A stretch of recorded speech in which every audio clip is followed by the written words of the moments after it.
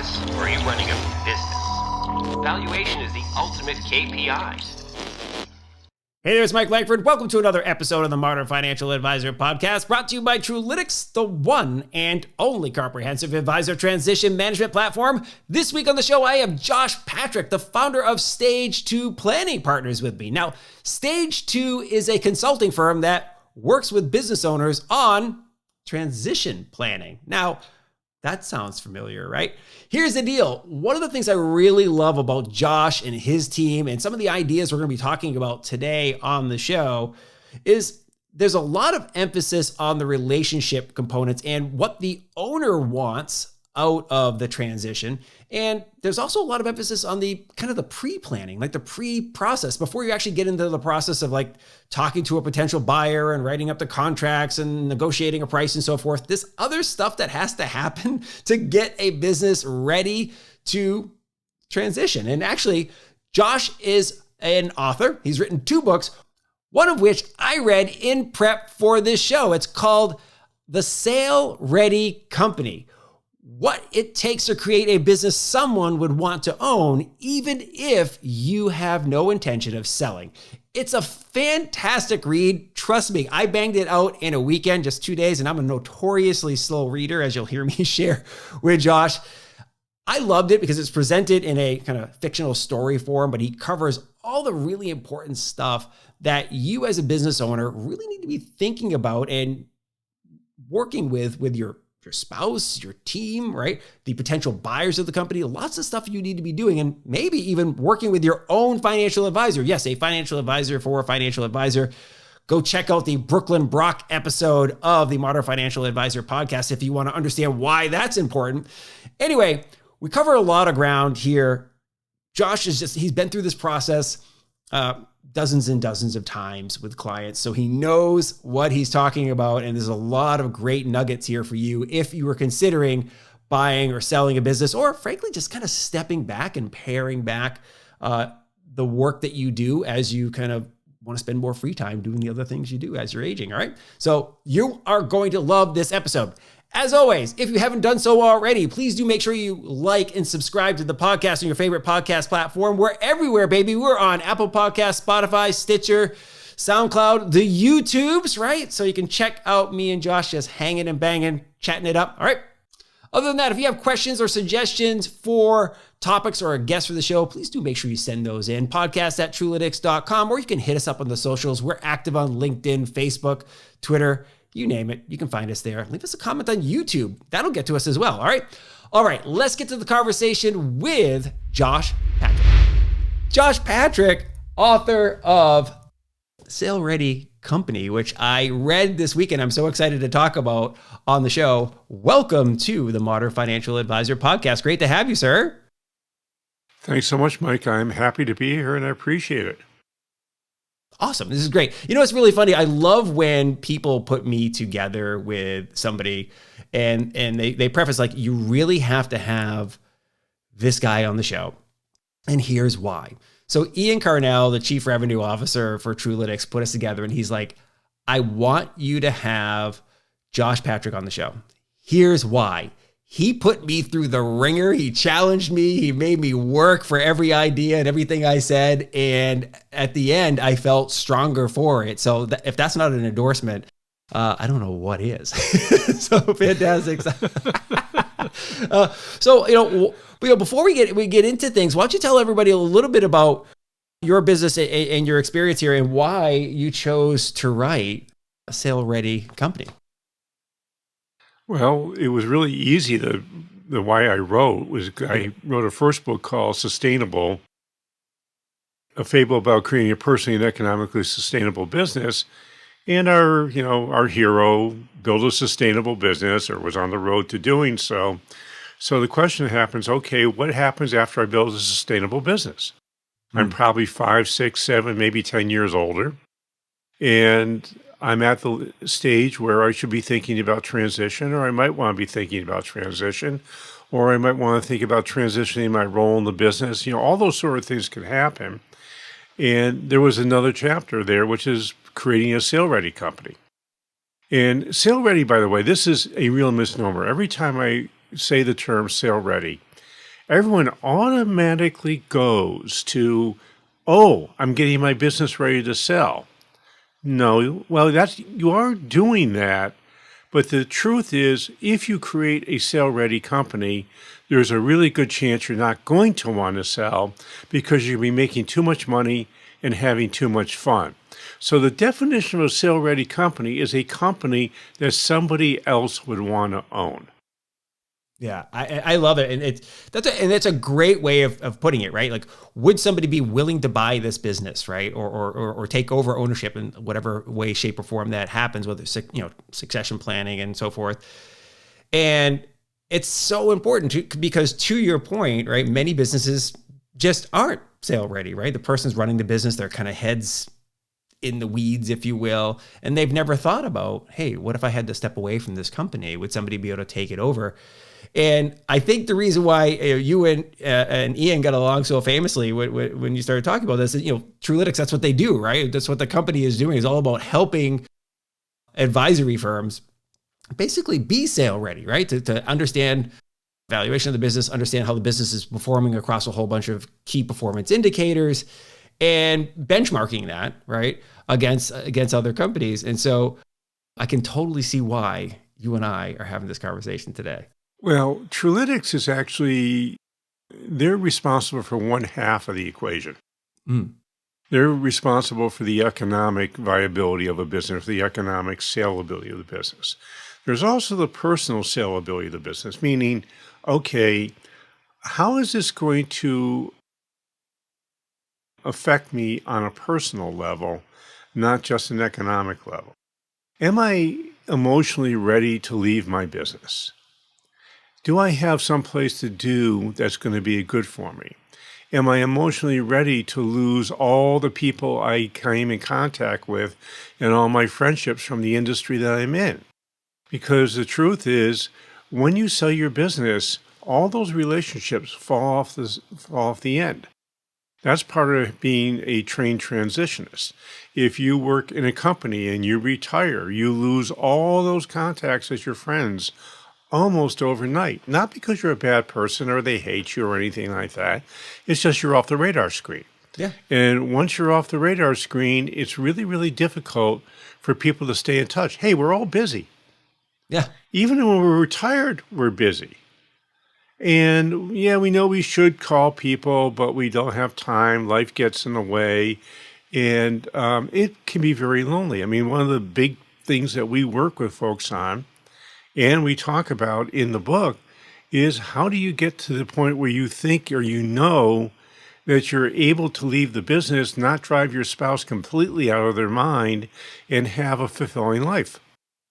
I got to tell you, I love that was in the book, and that really hit me too, was, a lot of us, I think myself included probably, when you vision retirement, which is, a couple of decades away from me, but I think about it, right? I think about like what that might be like. What will I do?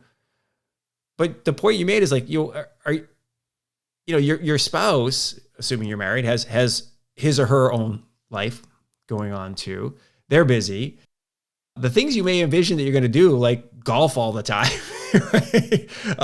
Might not be as cool as you think they are to do them every single day. And by the way, they'll only take a couple of hours. Even if you golfed every single day, there's still going to be a lot of other time to fill there. So I love the fact that you talk a lot actually in the book about, and for those listening, the book is a fictional story, right? It's a fictional story about a business owner and a consultant primarily as the two lead characters. And while it's a manufacturing company, the parallels are spot on for any RIA firm, right? Because by the way, all RIA firms and independent financial advisory firms are really small businesses. Rarely do you see them much larger than 20 employees, right? The average RIA has fewer than 5 advisors on the team. So it's usually it probably has fewer than 10 employees. Right. Yeah. Yeah. So, the lessons you're teaching in there are incredibly spot on for this audience. But I love the fact that you talked a lot about the family dynamic, right? Of, listen, let's talk about you first. We can talk about the business, but like, what are you going to do? Because you spend all this time in the business. Well, that's step number 2 to create a SR-ready company. Yeah. I mean, what's next? Yeah. Right. And if you don't answer that question well, Yeah. you really shouldn't be thinking about leaving your business. Folks who have not spent time thinking about that often have a major, major, major, major case of what I call seller's remorse. Mm. And so is the rest of the world, too. I'm not the only one that calls it that. But Yeah. seller's remorse essentially is, gee, I sold my business, and I'm really sorry I did it because now I'm not happy. Yeah. Yeah. And it happens, I mean, everyone is going to have a certain amount of seller's remorse. It might be you're being bothered by ex-employees who didn't bother you. I had a client that's happened with. Otherwise, he was thrilled to be out of his business. It might be I don't know how to spend my time. It might be I'm pining because nobody pays attention to me anymore. That's my uncle, who's 91 and still wants to go back into the restaurant business. So there's all sorts of things that happen with people who are leaving their business, and the effect of leaving their business is at the very least having a little bit of tough times making the adjustment to what's next. You know, one of the things I've gone through is training to be a certified financial transitionist. And Susan Bradley has come up with 4 stages of transition along the way. There's anticipation. I'm going to anticipate an ending is coming. The ending arrives. Now it's time for me to start going through passage where I go from where I was to where I'm going to be. And then finally we hit the new normal. Now, passage is the area that is the most difficult. It's messy. At the very best, you're going to feel a little bit out of sorts. At the worst, you're going to feel like your world's turned completely upside down. I mean, if you suddenly lose a spouse, you go flying into passage, and it typically is 7 or 8 years before folks who lose a spouse unexpectedly come out the other side. People who sell businesses, they generally go through it faster. It's rare someone takes 7 or 8 years to do that. And we actually have a way of, and we talk about it in the book, about what we wanted John Aardvark to do along the way so he could practice being no longer actively employed at the company. And more importantly, his spouse could practice having him around the house. That's right. Yeah, and I yeah, that's such an important thing. You think about it. I mean, my wife and I'll get, as an example, we're mid-career right now, right? So we still got plenty of time in front of us, but we're experienced, both of us in our careers, and we spend time together. Both of us work from home, separate ends of the house, so we see each other all the time. But there is work right in there, and we have our separate work lives going on. If all of a sudden it was like nothing but all day long, just the two of us hanging out and doing stuff, well, I look forward to that, as any nice and good husband would. There may be some challenges with that, right? Like one of the things that I know that I feel, and I imagine the advisors and owners of RIA firms and other wealth management leaders that are listening can nod their head along with this is, there's a desire for significance, right? There is, I want to feel like I'm accomplishing something. I want to get up every day and have this thing that I'm working towards, even if it's a small goal, like, hey, I've got to get this thing over to this client or whatever. I want to do this thing. And if that's taken away, or you let it go away because you decided to exit, you got to replace it with something. Yeah. I mean, that's just, that's a very big piece. I talk about 2 sides of business, economic and personal sustainability. And that's the personal side of a transition.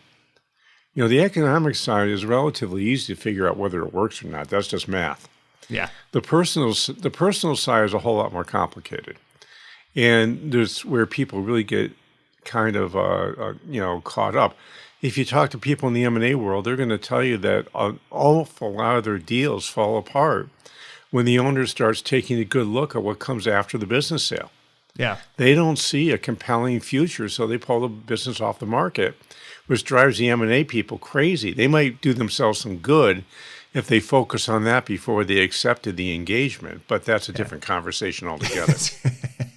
It is interesting too. Like, anybody who's been in this space realizes, and advisors, by the way, if you're an advisor, you can feel this, right? As you're working with your clients towards their eventual retirement, you are having to be somewhat of a part-time psychologist, right? Helping your client work through some of the emotional components that go along with that. So this shouldn't be a surprise that you might have to deal with some of this stuff as well.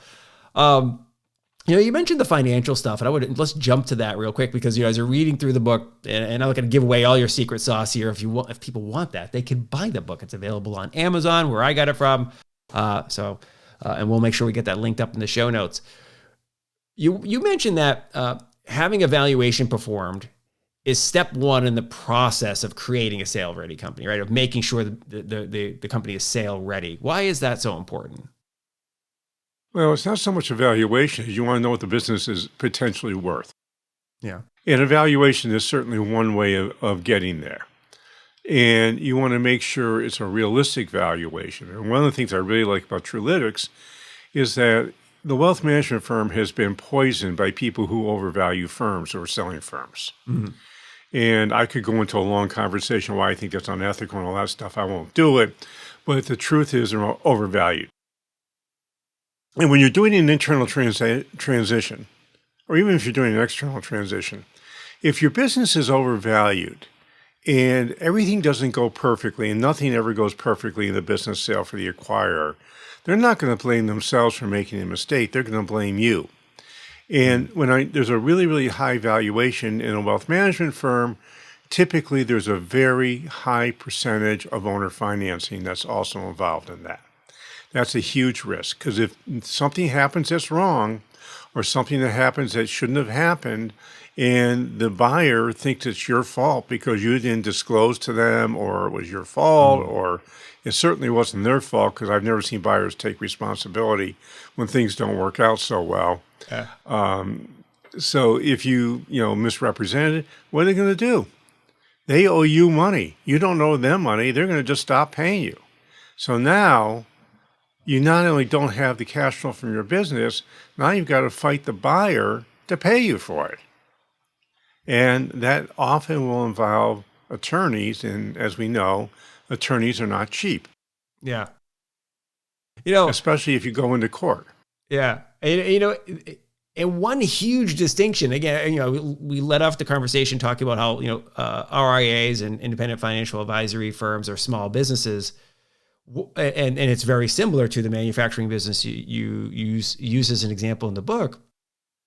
However, there is one big distinction. There's no capital equipment, right? There's no patents on it, things, right? You can't just walk in and say, I'm repossessing my factory here. If you're an advisor, chances are, if you have turned things over fully to an acquiring advisor or teams of advisors, you're not just going to be able to come right back into your clients and say, hey, sorry, I told you Josh was taking over the business. Hey, Josh didn't pay me, so I'm your advisor again, right? You don't get to do that as easily. It's a relationship-based business, right? You don't just get to take the capital back. Well, you don't. And if you did, you're going to find that by the time you got the right to take it back, they would have completely destroyed the business. There's nothing to take back. Yeah. Now, luckily, I haven't heard too many nightmare scenarios. I'm sure advisors, though, and teams. I can give you a whole laundry list of them. I don't want them right now. New York Times. Well, I haven't heard too many, which is I'm sure they exist. Well, one thing that has been concerning me as of late, and I'm working to have. I talked to Kieran Bowl from Price Metrics McKinsey recently on a different show, and we talked about the state of the North American retail wealth management market. And one of the things that they pointed out in this McKinsey report is most of the growth that has been happening in the wealth management industry for financial advisors over the last several years, at least going back 5 or 6 years, has all come from market appreciation, right? It's all market performance. 75% of the growth you see in the industry has been from the markets. Almost none, right, is coming from adding new clients and adding new assets, right, for the most part. So we're relying on the markets, right? So as what a friend of mine calls it, he's like, it's free money, right? The market goes up every single year. You just make more money as a business owner just because the markets just went up. You didn't have to do anything. And this is the only industry in the country that I'm aware of that's true. Yes, exactly. Yeah, cry us a river. Most other industries are saying like, geez, you make more money. You don't add any new clients or you don't add any new business really. There's a couple of problems that come up, and I'd love to get your take on, how one should think about this when they're entering into an M&A or a succession planning scenario. One is if I'm buying a business, we talk a lot about, discounted cash flows as a valuation methodology, and we look at the growth rate. So I'm buying a stream of cash flows and I hope that that's going to grow, right? If I'm the acquirer. However, if a lot of the growth is coming from the markets, I have to figure out what part of the growth is available. Now, I would imagine as if I'm buying a business, usually, the seller has kind of let the business kind of atrophy or flatten out a little bit and they're exiting. So maybe I can see more growth there. But that's definitely a risk, right? It's a risk to the buyer, and it's a risk to the seller as well, right? Like what if the markets go south? The markets will go south, and then they'll go north again. That's what markets do. Right. Yeah. But here's the thing about the wealth management world. A lot of people are doing acquisitions in lieu of adding new clients. Mm-hmm. So they may decide, let's say they have a business that has $1 million in free cash flow, just for fun. And they're going to go to you and they're going to buy your business and they'll pay you 2.7 times sales. And if you do a Trulicks analysis, you'll find out that that's about twice what the business is actually worth. But there are M&A firms in the industry who value businesses regularly around 2.7 times sales. By the way, that's the dumbest way to value a business of all times. Mm-hmm. Anybody who values a business based on sales, we call an idiot. But let's say they do that, and the real value of the business, which is what Trulicks normally comes in, is somewhere around 1.5, 1.7, 1.8. That's about where it comes in as being the financial value of the business. So you're basically paying, if the business does $2 million in sales, you're paying almost $2 million extra for the business. Well, if their business has $1 million in free cash flow, they may say, okay, I'm going to take $500,000 of that cash flow and put it towards buying this business. Now, that's called a non-accretive sale, meaning that eventually they'll get more cash flow from it, but for the first 5 or 7 years they're paying for the business, it's actually costing them $500,000 a year. So they took an extra $2.5 million out of their pocket, and that's on an after-tax basis to pay for the business, which was overvalued. And this is where the problem comes in, is that when people pay at that valuation level, they often feel like they've been ripped off and they stop paying. 1, 2, 3 years down the road, they'll say, you've gotten enough money from me. I'm not going to pay you anymore because this business is costing me money to own. Mm. And I've seen business, buyers. I can give you stories of buyers where the buyers went bankrupt because the sellers didn't get a personal guarantee. I can tell you a story about a seller who sold the business and she remained an officer in the corporation. The state regulators came in and the buyer had disappeared and gone bankrupt, and they fined her and made her pay all the fines, even though she never got paid for the business. That's rough. So I am very wary of anybody selling a business where they're taking 50, 60% of the business and they're allowing the buyer to make them into a bank for 50 or 60% of the business. Yeah. And the seller doesn't act like a bank. Yeah. It's interesting. And so that's a big point you make in the book too, by the way. You go through some of the steps that a seller should take to protect themselves if they have to act like the bank, right? And that happens for many sales. They're seller finance, and if you're going to seller finance, absolutely read the book to make sure that you put some elements in there to protect yourself. One of the things we've seen recently is the rise of outside financing, right? There are several providers now in the space offering commercial loans, right? Traditional commercial loans to buy an RIA. And, that removes a lot of the risk on the seller's behalf, right? That's, the note is there. They're able to finance, the buyer is able to finance 100% of the business, pay it out over 10 years. And it's oftentimes that works only when it's not the individuals who were in the business, right? A junior advisor. It works when a third party comes in to merge a firm. But we're seeing that which is, if I was the seller, I'd be thinking about that, right? Wanting to have. Well, that's what I would want if I was a seller. Yeah. Will the lenders continue doing this? I mean, you're going to start seeing some defaults. And, people in the industry, the lenders, they see, the market going up and increasing sales from nothing happening. They see the same thing everybody else does. But at some point, that might just, go the other direction. Yeah. And then what happens? Banks get very, very, very nasty very fast. I can tell you that from personal experience.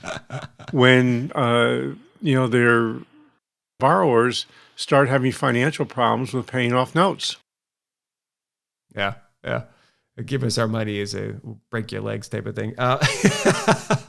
Well, they do things like call loans or move you into workout or other very, very unpleasant and not so much fun stuff. And I can promise you that these banks don't do what dumb sellers do, is they will get your personal guarantee. They will get your spouse's personal guarantee. They will put UCC1s, which is the way people put security on loans on anything that you have that moves or could be of any value to them. So if you happen to have a business that doesn't perform and you overpay for it, you're going to be dealing with a bank that really doesn't care if you lose everything. Yeah. In fact, they might even like it if you lose everything, because banks sort of get very snippy when loans fall delinquent or aren't paid. Yeah.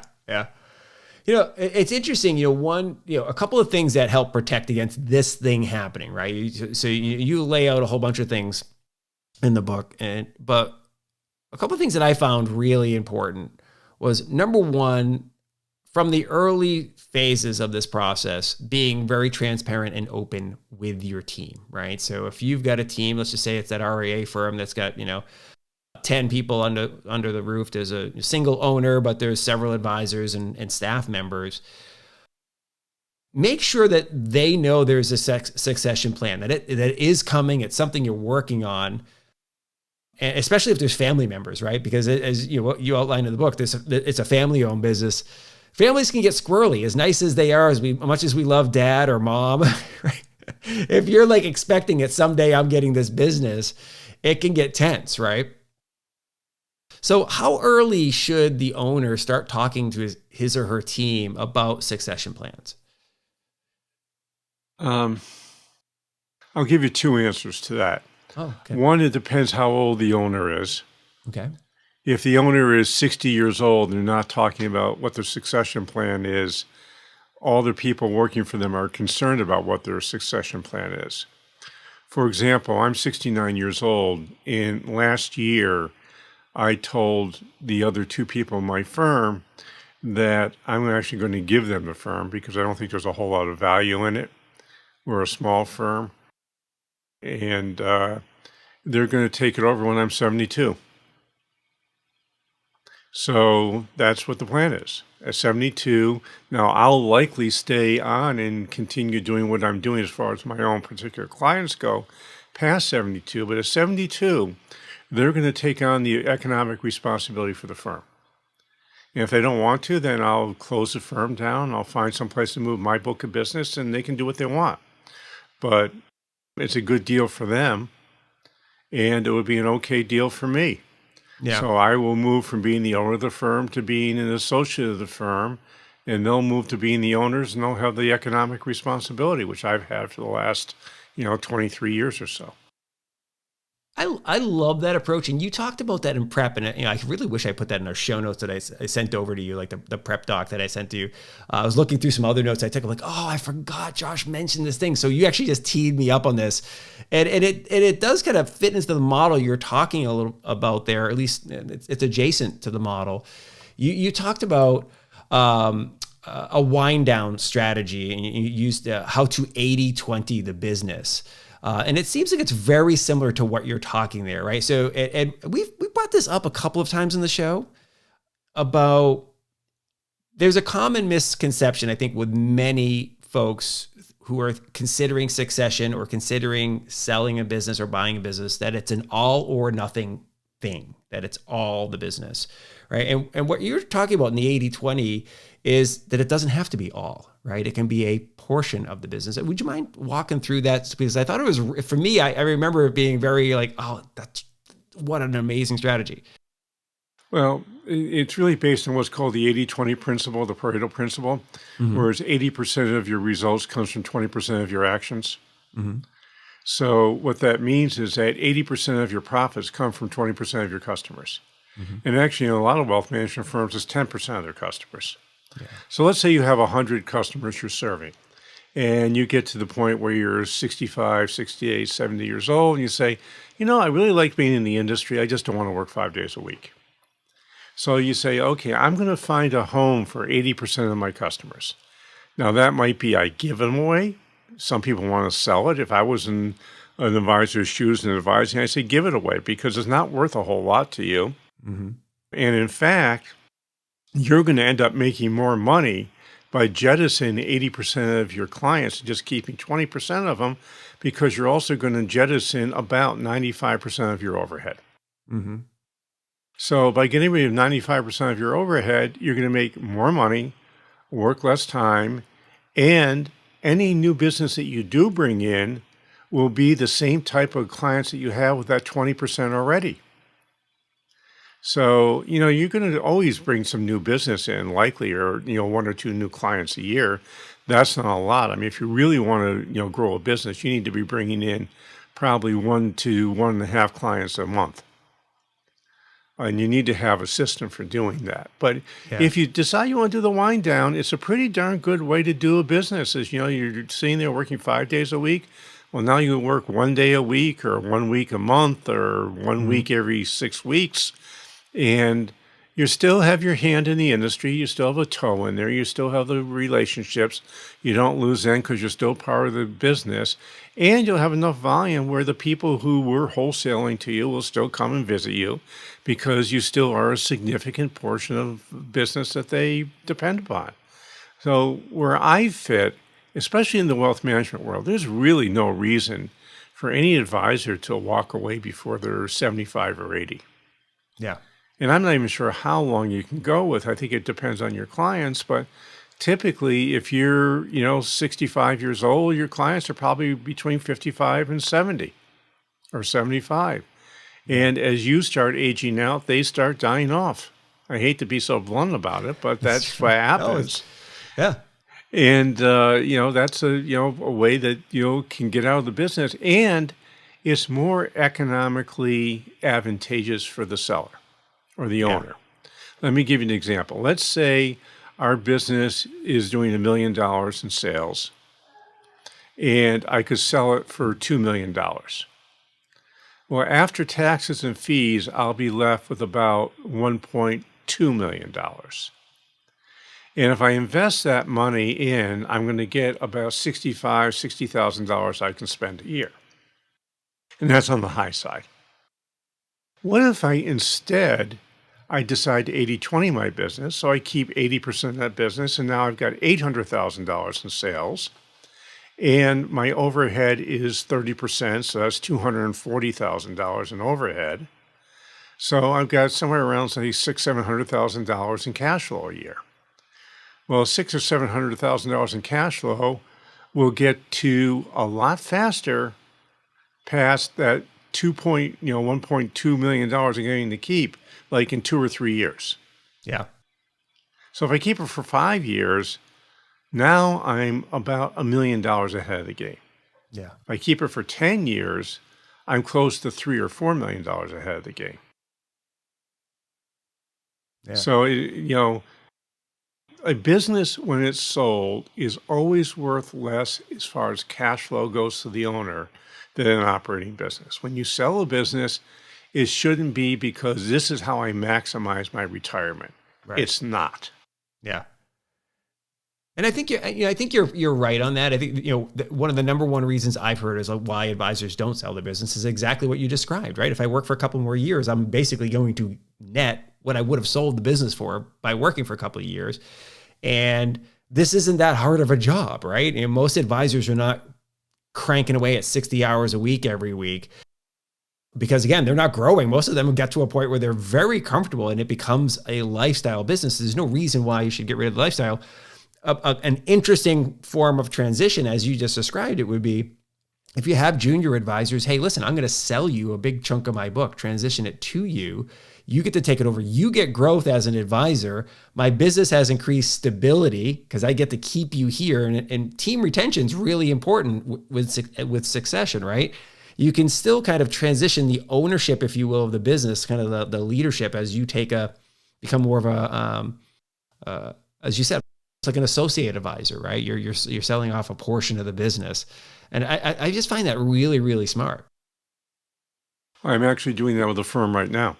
Yeah. I've got a firm we're doing that with. It happens to be the son who is the buyer of the smaller part of the business. But it's still an 80-20 strategy where the father is going to keep his, 30 favorite clients. And over time, next 3 or 4 years, he's going to sell the rest to his son. Yeah. And what's interesting about that too is, one of the problems with internal succession is exactly what you described earlier, right? That they'll have to take a seller note because outside capital is not available to them because usually junior advisors have not amassed a large enough amount of capital that they would be able to buy the business with cash, right? Or put a large amount down. So they're going to have to try to finance all of it. But they could buy portions, right? Kind of, you think about any type of like stock ownership program, right? You're acquiring small amounts over time. This is the ability to buy a handful of clients over time. And the senior advisor gets to wind down, as you describe it. And at some point in time, he or she could walk away. Or if they pass away, the team is there to buy the rest of the business and let if there's a surviving spouse or whatever, walk away nicely. Yeah, it's always a good way to do it. Yeah, yeah. I know we've rounded second base. Let's put it that way. We still have some more time together. I want to dig into some other really interesting things that you brought up. One that was fascinating to me was the increasing the value of the business prior to succession. And I just think that's it's an idea that people don't think of too often, right? And I hinted at it earlier that what we see is as advisors age, they just get more comfortable, right? They're not bringing on new clients. They're not actively soliciting new business necessarily. They're playing a crap ton of golf. Like you said, they might be making $600,000 a year. Life is awesome. So the business really hasn't grown all that much when they're entering this succession planning. Or the pre-M&A portion. But you recommend, hey, listen, in the book, you talk, hey, listen, you guys really should start thinking about increasing the value of the business so it's much better for you to buy. Can you walk through like the rationale of like why increasing the value and involving the team to increase the value is so important? Yeah, there's I call the 4 buckets of profit. Mm-hmm. And it's rare that a business fills all 4 buckets of profit. And the 4 buckets are lifestyle for the owner of the business, an emergency fund with at least 6 months of operating cash put aside, having a fully funded retirement plan because the value of the business will not get many owners to retirement. I mean, there are some. I have a client that has a business worth $50 million, so I'm not especially worried about his financial planning. And then the final thing is a fully funded growth program. And a growth program is not just marketing and advertising dollars. It's what does it cost to bring in new advisors as you're growing the amount of clients you have, because you're going to bring an advisor on before you've got enough business to keep that advisor totally busy. In the wealth management world. In the non-wealth management world is, how do you afford the extra inventory and the extra receivables and the extra equipment that you need? I have a contractor, subcontractor I'm working with that does windows. We just put a 3rd crew on. And that costs them $40,000 in just truck and trailer and fit up. without getting the crew ready up and trained. So, those are all costs of growth, which many people don't think about. The good news about the wealth management world is growth is almost free. I mean, you don't have receivables because you get paid in cash every quarter. You don't have inventory for all intents and purposes. You do have some people that work for you, but frankly, your labor cost is a really low number as a percent compared to other businesses. And the profits are really pretty obscene. They're not obscene, they're huge. Yeah. There are very few businesses that you could even think about having a bottom line that has 40%. And a well-run wealth management business is 30% north. A mediocre wealth management business is 20. When I was in my vending business, which had huge inventory, huge complexity, and huge capital costs, a great year with us was 4%. Yeah. So when I compare the wealth management business to other industries, there are only 4 or 5 other industries I can think of that even come close to how good a business the wealth management world is. And the unfortunate thing about that is you can have a really well-run a really good professional service firm that is a horribly run business. Because there's no economic need to make it great. Yeah. Yeah.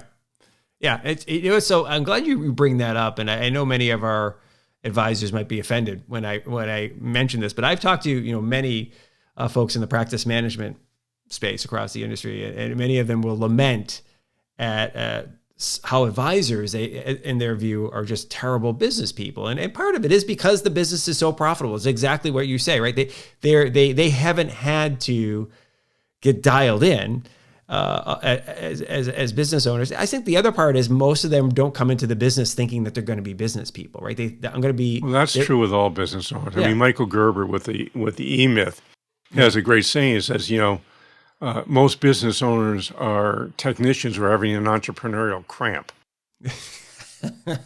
I like that. Yeah. Because I always say, it sounds like I'm beating a dead horse on this podcast, but I always say, most advisors got their start as stockbrokers, right? So they were salesmen and women, and they never, at the beginning, didn't think of themselves as I'm a business owner. And to your point, so they get a cramp as a salesperson, and they realize I've got a business here, and I have to think about marketing and operations and all that type of stuff. Well, the other side of it is these are small businesses. Yeah. You don't have to actually run a business like a business till you get to 15, 20 employees. Yeah. And a wealth management firm with 20 employees has got north of $1 billion in assets under management. Yep. So again, they don't have to be especially great business people because the cash flow is so good. Yeah. But at some point, if you want to grow to 25, 30, 40 people, and there are a few firms that get that big, now you have to start running your business like a business because you no longer have yourself and a bunch of helpers. Yeah. You have to have people who are independently doing jobs and doing functions within your business. And it's a business, it's not a practice. I hate it when people call a wealth management firm a practice. Yeah, okay, you practice what you do, but you own a business. You do not own a practice. And I've gotten into some really big fights with people at, the FPA retreat about this. Yeah. And they say, no, we're professionals. We don't have businesses. I said, well, yeah, you do, but I'm not going to argue with you about that because it's too frustrating. Well, it's one could say it's semantics, but I don't think it is. We've talked about that on this podcast. Actually, sent the people who listen to the intro of the podcast. It says, do you have a practice or do you have a business? And there is a difference. It's a business, as you've laid out in the book, and we've talked about. It can run without you. Frankly, that is the very. Well, this definition. is the thing. Now there's 4 pieces of creating sustainability in the business. And when you say increase the value, these are the 4 things we focus on. Are you values-led? Yeah. Have you articulated your values? Do you have clarifying statements around so all your stakeholders know what you're about? Do you have a recurring revenue stream? Well, if you're an RIA, you have the best recurring revenue stream that's ever been invented. Yeah. Are you operationally irrelevant? Have you reached operational freedom from your business? And the answer for wealth management owners, no, and a resounding no, because almost no wealth management firms make their customers customers of the firm. They look at them as individual clients. When you own a wealth management firm, you must, if you want to make it transferable, make them customers of the firm, because that's how you have sticky clients when you leave. You don't want to be dependent. And then the fourth, which again is where many wealth management firms fall flat on their face, is have you systematized your firm? Is your firm running effectively and efficiently, and do you have systems in place that are consistently followed in everything that you do? And the amount of firms that do that, you as a percent, is less than 10, I would submit. That is, I don't even know if we can follow that up. That was really fantastic. I love the way that you just nailed that. It was great. Well, that's what, that's the first book I wrote was, here's it's a sustainable business that leads to the 4 buckets of profit. And once you have a sustainable business, then you can start thinking about sale ready. And by the way, I have the other book with me. I have not been didn't have time to read it. I got this on Friday. We're recording on a Monday. I am going to dive into it because number one, I liked your style of writing. And by the way, as a child who grew up in the 80s, Pink Panther, Aardvark, right on the top front. Like basically, so how can you lose? You know why I chose the Aardvark family? No, why? That's actually, I do want to know why, because it's like, the business is Aardvark and Sale Ready Company, and now I see an Aardvark Anteater on the front. I'm like, okay, now I got to know. You have an affinity for it, obviously. Okay, so where do Aardvarks have their head? In the ground all the time, right? Yeah, right. I guess. Yeah, so okay. I want you to get your head out of the sand, look up around you, and be more thoughtful and mindful in what you're doing. And I want you to be the anti-Aardvark. Yeah. I got to tell you something. When I read Sustainable, I'm going to hear Jackie Gleason's voice, who did the voice of the Aardvark and the Anteater and the Pink Panther. Just so you know, that's the way I'm going to read it. Thinking of that. Okay. Well, I wasn't aware of that, so that's kind of interesting. You'll love it. I'll have to send you a link. So you do, is this news to you that the Jackie Gleason, who was an old comedian, from the 60s on up and everything. Oh, I know who Jackie Gleason is. Yeah. So he was the voice of the Anteater and the Pink Panther cartoon series. He'd have all these different cartoons. It was Anteater and the ant always got away from the Aardvark, And but anyway, wonderful part of my childhood. So I'll maybe grab a couple of screenshots and slide that in here to our podcast so people can see it. Well, Josh, this is a fantastic. I get so much out of this, and I actually think we're going to grab chunks of this and be sharing this for years and years to come, because some of the content you shared it's evergreen, right? This doesn't go out of style. Yeah, I've been talking about this stuff for 25 years now. Yeah. I'm sure a lot of folks are going to want to follow up with you and your team. What's the best way for somebody to reach out to you and say, hey, listen, Josh, some of the things you talked about on the Modern Financial Advisor podcast, I want some help with that. I want to make sure that we're making the right decisions here. I'm sure they're going to want to talk to you. Best way to do it is you can find me on LinkedIn, which is easy. Yeah. It's Ask Josh Patrick on LinkedIn. You can go to my website. I have 2 of them. One is www.stage2planning.com. That's the number 2. Mm-hmm. The other is www.sustainablebusiness.co, and that is not .com. That's a .co. Okay. Or you can just send me an email, jpatrick@stage2planning.com. I'm kind of email obsessed. Okay. I generally answer within an hour or so, but no more than 24 hours. And if you don't get an answer in 24 hours, that means I either lost the email, trashed it by accident, or it ended up in my spam folder somehow. Okay, wonderful. Well, Josh, this has been a fantastic conversation. It's been a delight chatting with you. Thank you so very much for coming on the show and sharing your wisdom. I get a lot out of it. Well, thanks, Mike. This was fun. I really enjoyed doing this. Perfect. Thank you very much for listening to and/or watching this episode of the Modern Financial Advisor podcast. It's always fantastic to have you with us.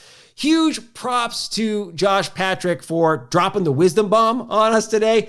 What a fun conversation. I really enjoyed chatting with him.